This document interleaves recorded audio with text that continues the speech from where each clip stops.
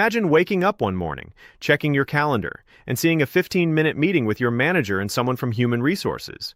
You think it's just another routine check-in, but 15 minutes later, you've lost your job.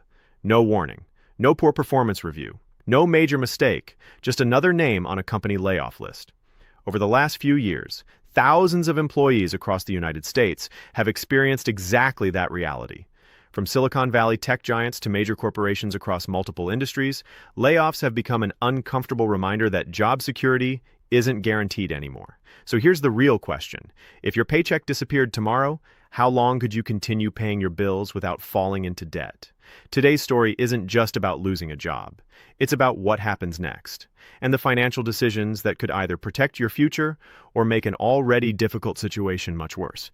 For decades, many Americans believed there was a straightforward path to financial stability. Get a college degree, work hard, stay loyal to your employer, move up the corporate ladder. Eventually, you'd enjoy a stable career, a comfortable retirement, and financial security. But today's job market tells a different story. Recent waves of layoffs across technology, finance, retail, media, and other industries have shown that even highly skilled employees aren't immune to sudden job cuts. Strong performance alone doesn't always protect workers when companies restructure, reduce costs, or respond to changing economic conditions. That's why financial preparedness has become just as important as career success. According to Reuters, certified financial planner Amber FitzRysler understands this firsthand because she experienced a major corporate layoff early in her own career. The lessons she learned didn't just help her recover. They eventually shaped how she now advises clients facing the same situation. And her biggest takeaway may surprise you. Preparing for unemployment doesn't begin after you lose your job. It starts long before that day ever arrives. Let's walk through the financial lessons that every American worker should know. Amber FitzRysler was only 26 years old when her career took an unexpected turn.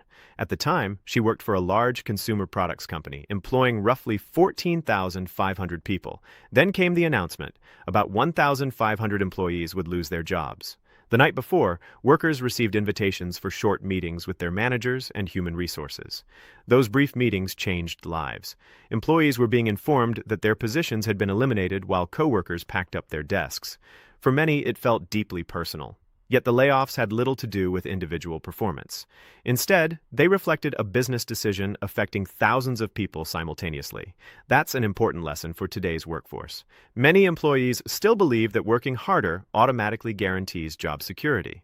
In reality, companies make workforce decisions for many reasons, including restructuring, declining revenue, automation, mergers, acquisitions, changing consumer demand, and broader economic conditions. Sometimes excellent employees lose their jobs simply because the business changes direction.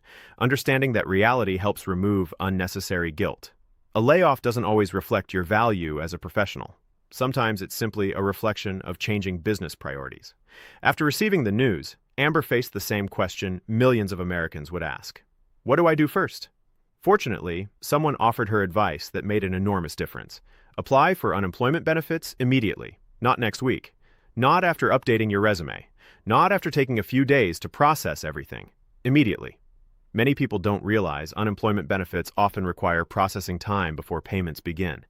Waiting to apply can create unnecessary delays just when regular paychecks have stopped. If your employer offers severance pay, that's another important piece of the financial puzzle. A severance package can provide temporary breathing room, but it isn't a long-term solution. The key is understanding exactly how much money is available, how long it will last, and what expenses still need to be covered. This isn't the time for guessing. It's the time for knowing your numbers. That means calculating your available cash, reviewing any severance agreement, checking unemployment eligibility, and identifying every financial resource available. The sooner you understand your financial runway, the better decisions you'll make over the coming weeks. One of the biggest surprises Amber faced involved her retirement savings. Like many young professionals, she had been contributing to a 401k. She also owned some company stock through her compensation package. On paper, it looked like she had money, but in reality, most of those assets weren't meant to solve an immediate cash flow problem. Many Americans mistakenly view retirement accounts as emergency savings. They're not. Generally speaking, withdrawing money from a traditional 401k before age 59 and a half can trigger taxes and additional penalties, making early withdrawals an expensive option. That doesn't mean retirement accounts have no value. Far from it. They're essential for building long-term financial security. But during a sudden job loss, having accessible cash savings often becomes far more valuable than having a large retirement balance that's difficult and costly to access. Fortunately, Amber had built some cash reserves. Without those savings, the situation could have become much more stressful. It's a reminder that financial planning isn't just about growing wealth. It's also about maintaining liquidity, the ability to access money when life doesn't go according to plan. After the layoff, everyday expenses suddenly looked very different. Amber found herself asking practical questions she had never seriously considered before. Could she continue paying rent?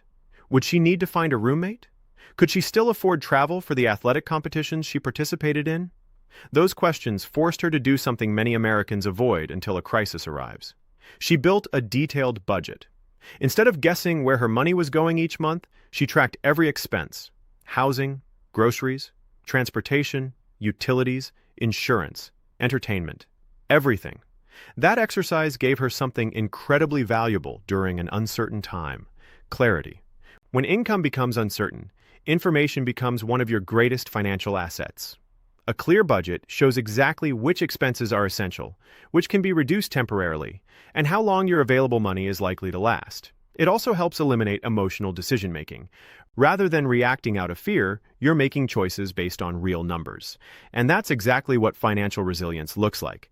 So far, we've covered the emotional shock of losing a job, the importance of acting quickly, why retirement accounts shouldn't be your first source of emergency cash, and how building a realistic budget can help you regain control. But the next lessons may be even more important. How much emergency savings should you actually have? Should you use that money or keep protecting it?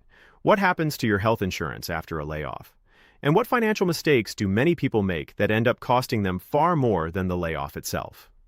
If there's one lesson that Amber FitzRysler says every worker should take seriously, it's this: an emergency fund isn't optional, it's essential.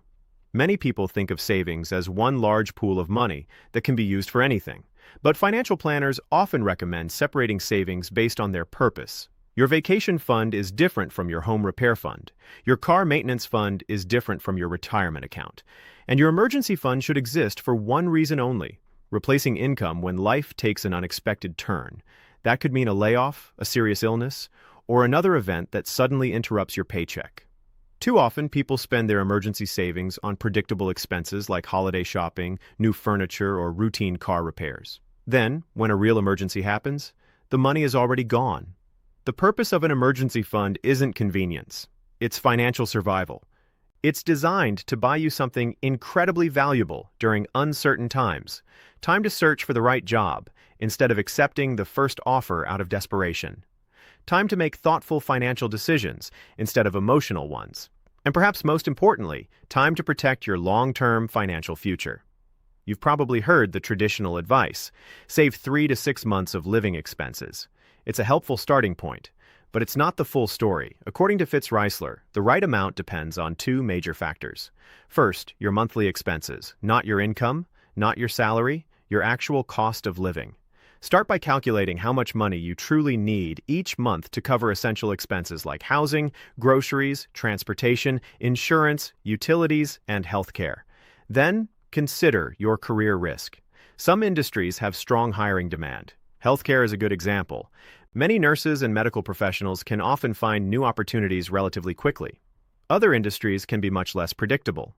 Technology, media, startups, and certain corporate sectors have experienced repeated rounds of layoffs in recent years. Workers in those fields may need a larger financial cushion because finding the next opportunity could take significantly longer. That's why there isn't a one-size-fits-all number. For one household, 3 months of expenses may be enough. For another, 9 months, or even a full year, may provide greater financial security. The goal isn't to hit an arbitrary number. The goal is to reduce financial stress while giving yourself enough time to make smart career decisions. And if building a large emergency fund feels impossible right now, don't let that discourage you. Start small. Saving $25, $50, or $100 each month may not seem like much, but consistency matters far more than perfection.